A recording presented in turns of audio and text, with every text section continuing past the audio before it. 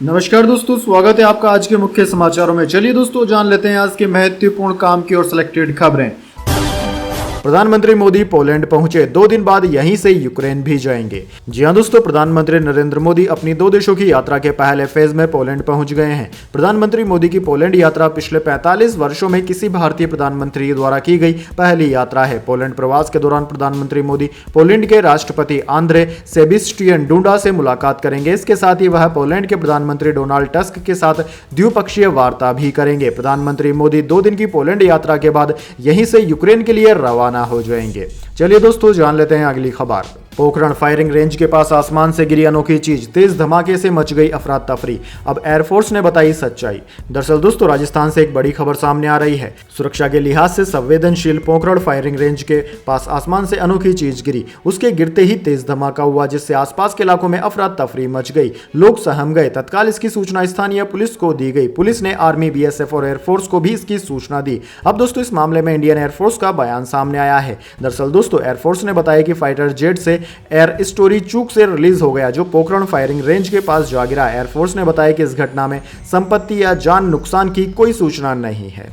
चलिए दोस्तों, जान लेते हैं अगली खबर। एससी आरक्षण में कोटा देने के विरोध में भारत बंद, बिहार में ट्रेनें रोकी, पटना में लाठीचार्ज, राजस्थान के 16 जिलों में स्कूल बंद। जी हां दोस्तों, सुप्रीम कोर्ट के एससी आरक्षण में कोटा लागू करने की इजाजत देने के खिलाफ बुधवार को दलित आदिवासी संगठनों ने 14 घंटे का भारत बंद बुलाया। National Confederation of Dalit and Adivasi Organisation ने इसे दलित और आदिवासियों के संवैधानिक अधिकारों के खिलाफ बताया। बिहार में बंद का सबसे ज्यादा असर दिख रहा है। वहीं दोस्तों, राजस्थान, मध्य प्रदेश और उत्तर प्रदेश में इसको लेकर अलर्ट है। कांग्रेस, टीएमसी, सपा, बसपा, आरजेडी, झामुमो समेत कई दलों ने बंद का समर्थन किया। चलिए जान लेते हैं अगली खबर। चंपई सोरेन ने किया नई पार्टी बनाने का ऐलान। हेमंत सोरेन से बगावत के बाद आया बड़ा फैसला।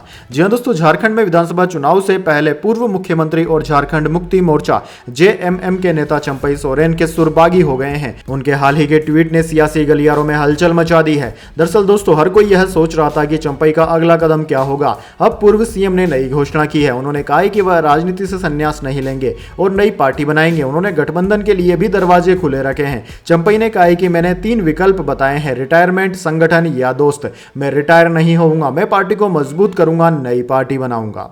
चलिए दोस्तों, जान लेते हैं अगली खबर। जय शाह बन सकते हैं आईसीसी चेयरमैन, नॉमिनेशन के लिए 6 दिन है बाकी। मौजूदा चेयरमैन बार्कले का कार्यकाल 30 नवंबर को खत्म होगा। जी हां दोस्तों, भारतीय क्रिकेट कंट्रोल बोर्ड बीसीसीआई के secretary Jay Shah international cricket council ICC के अगले चेयरमैन हो सकते हैं। उनकी दावेदारी मजबूत मानी जा रही है। आईसीसी के मौजूदा चेयरमैन ग्रेग बार्कले का कार्यकाल 30 नवंबर को खत्म हो रहा है। बार्कले ने मंगलवार को कहा कि वे तीसरा कार्यकाल नहीं चाहते हैं। इसके बाद बीसीसीआई सेक्रेटरी जय शाह के आईसीसी चेयरमैन बनने की चर्चा तेज हो गई। हालांकि अभी बीसीसीआई और जय शाह की ओर से इसको लेकर कोई आधिकारिक घोषणा नहीं की गई है। चलिए दोस्तों, जान लेते हैं अगली खबर। मलेशियाई प्रधानमंत्री बोले, भारत ने जाकिर नाइक का मुद्दा नहीं उठाया। अनवर ने कहा, एक व्यक्ति के लिए हम रिश्ते खराब नहीं करेंगे।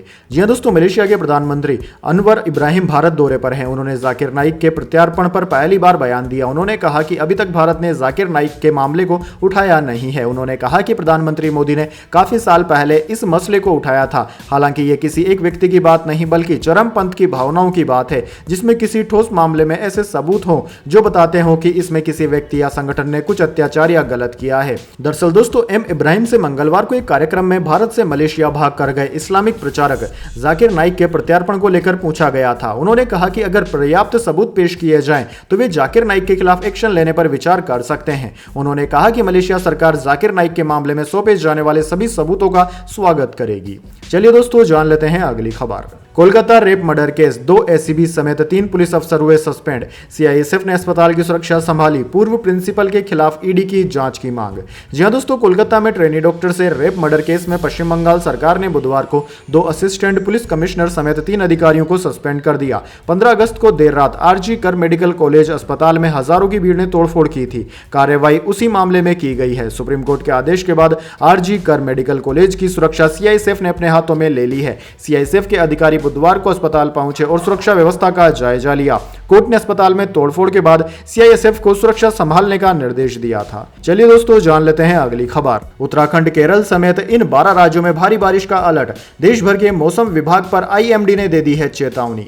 जी हां दोस्तों, देश के अधिकांश राज्यों में इन दिनों भारी बारिश देखने को मिल रही है, जिसकी वजह से अधिकतर नदियां उफान पर है और कई इलाकों में बाढ़ जैसे हालात बने हुए हैं। भारतीय मौसम विज्ञान विभाग ने नागालैंड, मणिपुर, मिजोरम, त्रिपुरा में 21 से 24 अगस्त को भारी बारिश की चेतावनी जारी की है। वहीं असम, मेघालय, केरल और माहे में 21 अगस्त को मूसलाधार बारिश का अनुमान जताया है। इसके अलावा दोस्तों अगले 48 घंटे में पूर्वोत्तर राज्यों केरल और लक्षद्वीप में भारी बारिश का अलर्ट जारी किया गया है। दोस्तों आपकी जानकारी के लिए बता दें, उत्तरी बांग्लादेश के ऊपर विकसित हो रही कम दबाव प्रणाली से पूर्वोत्तर भारत में तेज वर्षा होने की उम्मीद है। अगले 2 दिनों में असम, मेघालय और त्रिपुरा में बहुत भारी से अत्यधिक भारी वर्षा होने की संभावना है।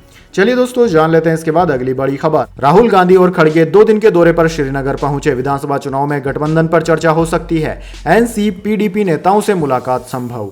जी हां दोस्तों, लोकसभा में leader of opposition Rahul Gandhi और कांग्रेस अध्यक्ष मल्लिकार्जुन खड़गे जम्मू कश्मीर के 2 दिन के दौरे पर गए हैं। दोनों बुधवार शाम श्रीनगर पहुंचे। कांग्रेस महासचिव केशव वेणुगोपाल ने बताया कि राहुल गांधी और खड़गे आगामी विधानसभा चुनाव की तैयारियों को लेकर बैठक करने के लिए जम्मू और श्रीनगर में रहेंगे। इस दौरे में राहुल गांधी और खड़गे चुनाव से पहले गठबंधन के लिए प्रदेश कांग्रेस कमेटी के प्रमुखों से मुलाकात करेंगे। इसके अलावा नेशनल कॉन्फ्रेंस के नेता उमर अब्दुल्ला से मुलाकात कर सीट बंटवारे के फार्मूले पर भी चर्चा हो सकती है। चलिए दोस्तों जान लेते हैं अगली खबर।